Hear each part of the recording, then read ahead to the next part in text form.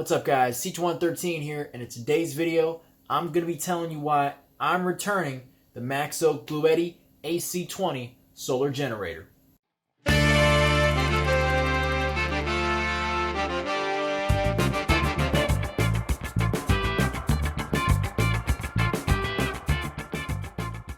Alright guys, so I'm going to be completely honest with you from the get-go in case you don't want to watch this whole video, but it will be long. And I recommend watching the whole thing because I'm going to leave the worst bits for the end because I want to make sure I emphasize that. But if you want to know my quick opinion right now, don't buy this. There are better options out there, and certainly for the money, I don't think you're getting a good value because of the issues that I'll go over in this video. So I'm going to break this video into two sections. I have a list off screen that I'm going to be referencing. I'm going to start with the pros, and then I'm going to start with my long list of cons. So with that being said, let's go ahead and get into the video. So what are my pros? This thing has a great capacity considering the size, and it's got quality cells that are supposedly automotive grade and rated by MAXOAK to be capable of a cycle life of over 1,000 charge cycles before they reach 80% capacity. So that is very, very good. It's got an MPPT charge controller inside so that it can utilize the maximum amount of energy from solar input. It's got a quick charge 3.0 port, which means if you've got a quick charge enabled device, you'll be able to quick charge it here directly from DC, no AC inverter usage required. It's got USB-C output with power delivery capable of up to 45 watts. And another thing that I love is the illuminated DC ports. So if you turn on DC, you'll see that all the ports light up. And I love that because in the dark, it makes it real easy to identify which port is which. And although the USB-C port doesn't light up, I guess it's not the end of the world because the other ones do. It's extremely durable. This thing is incredibly sturdy. And when it comes to external design and build quality, it's outstanding. The main body is made from this anodized aluminum. It's very stiff. There's no hollowness to it at all. And then the end plates here are some sort of very stiff reinforced plastic, and they are fitted very snugly into the aluminum casing here so that there are no rattles, no flex whatsoever. This thing just feels very dense, very heavy, and very well built. So it definitely wins when it comes to the premium feel. And the last thing that I think is a positive is the fanless design. I mean, I don't know what sort of internal heat sinking they are able to do here, but it's incredible. The thing never even gets hot. It gets at most warm to the touch when it's being charged quickly or discharged quickly. But being that it's fanless, that means this is absolutely perfect for using in a room where you might be sleeping at night. Because, you know, the last thing you want is a loud fan turning on in the middle of the night, maybe waking you up or keeping you from going to sleep, especially since I was planning to use this with my CPAP. And so obviously if I'm trying to sleep, the last thing I want to hear is some loud fan whirring around. So those are my list of positives. Now let's talk about the cons. And full disclosure, this is going to be a long list.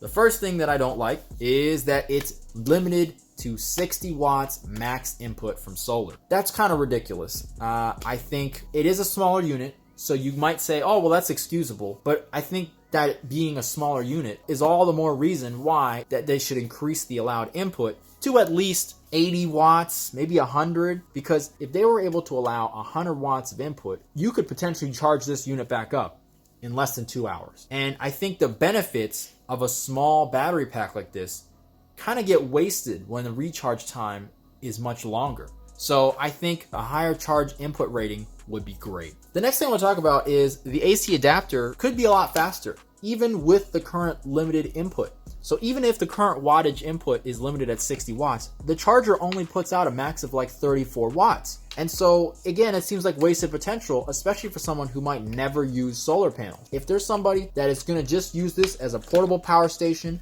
and charge it up with AC power, that's again wasted potential because now they've got to wait double the time it would take to charge it with a 60 watt adapter. So I think even if they were worried about extra heat and whatever, they could make it a 50 watt adapter. But again, I think 30 watts really limits the potential of this device because it can be charged so much faster. Now we got to talk about this display. I love that the display here shows your output power usage and your input power very accurately, both for DC and AC and for your input. But what I really hate about this is the viewing angles. So I don't think it shows up that well on camera, but when you're looking at with your eyes, anything above straight line of sight with it, so anything at an upward angle to the display, it's impossible to see.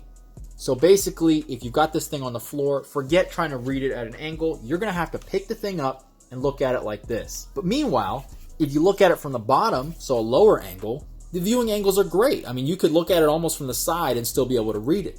And I think that's completely reversed. It should be the other way around, because not that many people are going to have this thing sitting above their line of sight. But most people will have this sitting below their line of sight, on a chair, on the ground, on a table. And it's just infuriating to have to pick up the device to read what the power level is, how much power I'm using, or how much power I'm getting from solar. Another thing I don't like, there's only one Quick Charge 3.0 port. Now, there are two USB ports, so why couldn't they make both of them Quick Charge 3.0 capable and standard charge capable, which most Quick Charge ports already are? So to me, it just feels like, why was it done like this? There is no benefit to having one standard and one Quick Charge when Quick Charge can also charge standard charge. Does that make any sense? So again, it just feels like they're missing out on that, because they could just make both Quick Charge 3.0 and it would still support earlier protocols for charging too. So that just seems like wasted potential to me, because if I got two Quick Charge devices, then one of them has to charge slower. Next, we got to talk about this battery gauge. This tired 5-segment battery gauge has got to go. I mean, this thing is just not accurate enough. I get it, right? You want something that's quick and easy to read on the fly. I get that, all right? Because even when you're just glancing at it, you can get an approximation of your battery. But there's still room on the display. How hard would it be to put it to the right of it or underneath it? You could put the full percentage there out of 100, and it would give us an instantly more accurate read of how much power is actually in this device. But because I see these everywhere on different devices, my theory is, well, it's just an off-the-shelf part that they use to save money. And I get it, it probably keeps costs down, but I would pay a whole another $10 for a display that actually showed me the percentage. The next thing is no low power alarm. So there is no alarm, no sound, no indicator, even on the screen, that this thing is going to die. So when this thing runs out of power, it just shuts off. Now, because I use this for my CPAP, I'd like to know when it's about to shut off so that I can wake up, readjust my position, and try not to choke when I'm sleeping and stop my breathing. For people that have more serious sleep apnea where they might actually die, that's an even bigger deal. And for somebody that might be using this as a backup source to maybe do some work while the power is out, well, can you imagine being in the middle of some sort of video editing project or work project and having your computer crash? You might lose that entire file. So again, no low power alarm. I don't understand how hard it would be to put in a little alarm, especially since this thing already has a built-in alarm speaker for error codes. If you overdraw the AC output or the DC output, there's a little beep, and then you'll see an error code appear on the screen. That auditory device is already in there. All you got to do is implement that. So that's really frustrating to me. There's no audible alarm for low power alert. The next thing I talk about is, although I know I championed the amazing exterior design on this thing and just how well it was built, there's one aspect of the design that I think was very poorly executed, and that is the base. This thing is not stable at all. Now, this is a rubber mat that's designed to reduce standing fatigue. It's not exactly hard, but it's certainly not a super soft surface, and anything with a decent footprint is very stable on it. Look at this.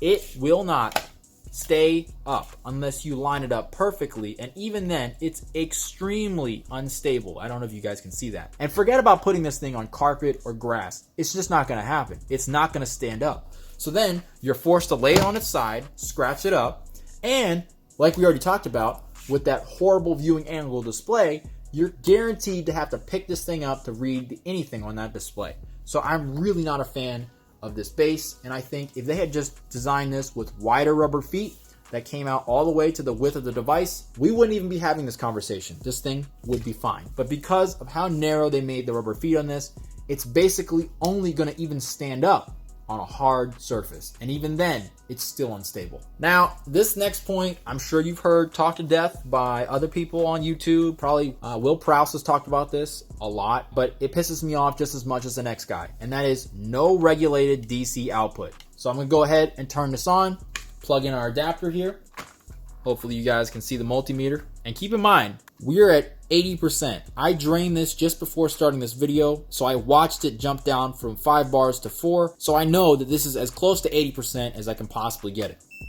Let's get the DC there. Can you guys see that? We're getting 11.87 volts. That is with the battery at 80%. So this basically means if you get past 75 or 70 or 60%, the battery is entirely unusable. No DC device with any sort of low voltage shutoff is going to operate past that point. This is ridiculous. And, to add to that, I'll say that there's no dedicated 12-volt cigarette lighter socket, but that may not be a deal breaker to some, especially considering the adapter is included. But the lack of the regulation on the output is absolutely ridiculous. I mean, it makes it completely unusable past any point of reasonable charge. I mean, if you can only use your 12-volt port to about 75% charge, and then after that, it's completely useless, well, then the whole thing is useless in my opinion. That's absolutely ridiculous. So there's no 12-volt regulated output. Now we get to the negatives with the AC inverter output.